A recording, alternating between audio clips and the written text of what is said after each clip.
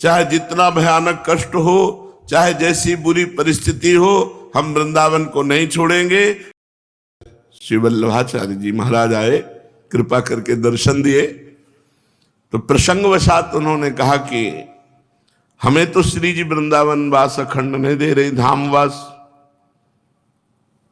तो आप ऐसी कृपा करो कि धामवास हो। उन्होंने कहा महाराज जी, उद्दंड बच्चों को घर के बाहर नहीं जाने दिया जाता। जो प्रवीण बच्चे होते हैं उनके लिए मां निश्चिंत रहती है कि ये सकुशल वापस आ जाएगा, कुछ गड़बड़ नहीं करेगा। हम लोग हैं उद्दंड बच्चे, हम लोग हैं अबोध बच्चे। अगर हम बाहर जाएंगे तो सकुशल लौट के आने में संशय है। और आप प्रवीण महापुरुष हो, तो श्री जी ने आपको जगत मंगल के लिए बाहर जाने का आदेश दे दिया है, छूट दे दी है। अपने सच्ची मानिए, अपने घर ही के हैं केवल। जैसे कुछ होते ना, घर में उलर कूद लिए, खा पी लिए, पढ़े आनंद से। अपने लोग ऐसे बच्चे हैं जो प्रवीण है, जिनके द्वारा जगत मंगल जगत कल्याण होता है। लाडली जी उनको बाहर भेजती, जाओ मेरी महिमा गाओ और सोए हुए जनों के हृदय में प्रीति जगा करके उनका परम कल्याण करो। अपने लोग माँ का आंचल पकड़कर चलने वाले बच्चे हैं। अपनी इतनी सामर्थ्य नहीं है कि धाम छोड़कर श्री जी के और हम उनके यश का विस्तार नहीं, बस आपके चरणों। ये बहुत बढ़िया इस चर्चा चल रही, चूंकि वृंदावन महिमामृत विश्राम की तरफ जा रहा है। जैसी भी स्थिति वाणी की हो, हृदय की हो, शरीर की हो, हमें बिल्कुल चिंता नहीं करना। बस चिंता एक बात की करनी कि हमें वृंदावन नहीं छोड़ना। दूसरी बात दूसरे श्लोक में कह रहे हैं कि मुझे ऐसा बना दो कि मैं वृंदावन न छोड़ूं।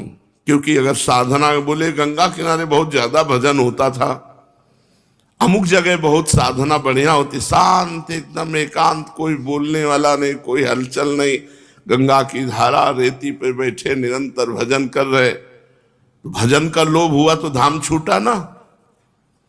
नहीं चाहिए हमको ऐसा भजन। हे वृंदावन, मुझे कामी बना दो, मुझे दम्भी बना दो।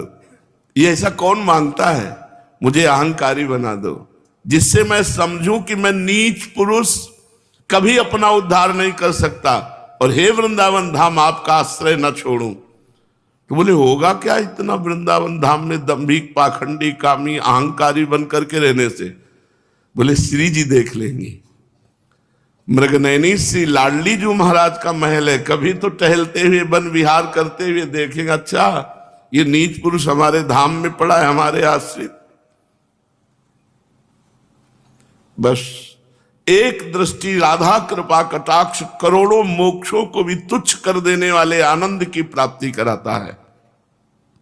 जो राधा कृपा कटाक्ष है, ये करोड़ों मोक्ष सुखों को भी लघु कर देने वाला है। तो बस श्रीपाद कह रहे, मेरी एक आसक्ति है, वृंदावन धाम को कभी न छोड़ूं, अपने में कभी सद्गुण न देखूं, तभी मैं आश्रित बना रहूंगा। अपने में जब दोष देखा जाता है तो हार जाता है उपासक। हारा हुआ उपासक ही नाम धाम का आश्रय लेता है। सुनेरी मैंने निर्बल के बल राम, अपबल तपबल और बाहुबल, चौथो बल है दाम। शूर किशोर कृपा ते सब बल हारे को हरि नाम। नाम और धाम का आश्रय जो हार गया है वही ले पाता है। जिसको संयम नियम ये सब तो भाई बलवान है, कहीं भी अपना कल्याण कर सकता है। वरम वृंदारण्ये हरि हरि करे खर पर भृतो, भ्रमामो भैक्ष्यार्थ स्वपच गृह वीथि सुदिन सहा। तथापि प्राचीनैः परम सुकृतैरत्र मिलितम्, न नेव्यामोऽन्यत्र क्वचिदपि कथंचिद् वपुरिदम्।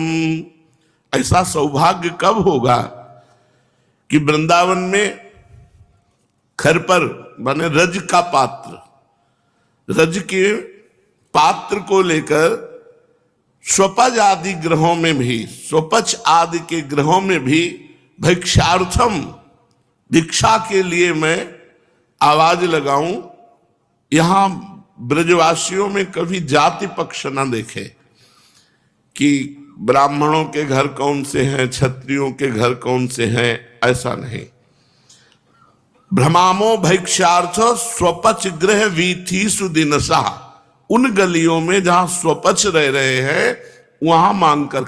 श्रीपाद प्रबोधानंद जी महाराज, जो आज 3 श्लोकों में वर्णन हुआ, हम कैसे हैं हमें इसकी चिंता नहीं, हम वृंदावन के आश्रित हैं, प्राण निकलेंगे तो वृंदावन में निकलेंगे, चाहे जितना भयानक कष्ट हो, चाहे जैसी बुरी परिस्थिति हो, हम वृंदावन को नहीं छोड़ेंगे।